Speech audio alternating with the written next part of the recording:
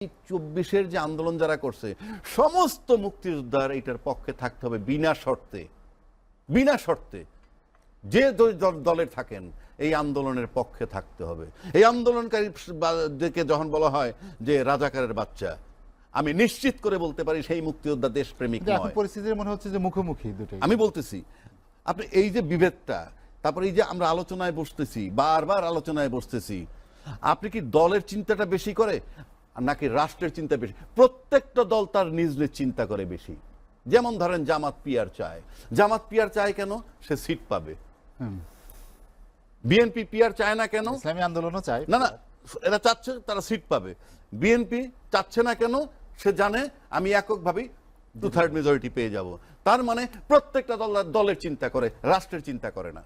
রাষ্ট্রের চিন্তা করতে হলে আপনাকে যে কোনো দলের একটা বৃহৎ মানে একটা বড় বিরোধী দল ভাবতে হবে গণতান্ত্রিক দেশে।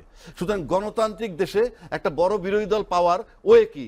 তাদের জবাব হইলো আমি যদি না পাই তাহলে কি হবে? তাহলে কোন পদ্ধতিতে পাওয়া যেতে পারে সেই পদ্ধতি আপনাকে অবলম্বন করতে।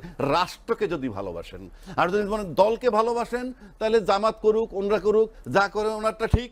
যারা এইভাবে ঐক্যমত্য হইতে পারেন, বাদ দেন আপনি ইউনুস, ওনরা কেন একত্র হইতে পারতেছে না ঐক্যমত? তার মানে দেশের কমন ইন্টারেস্টে তারা কেউ নাই, দলের ইন্টারেস্টে আছে প্রত্যেকে।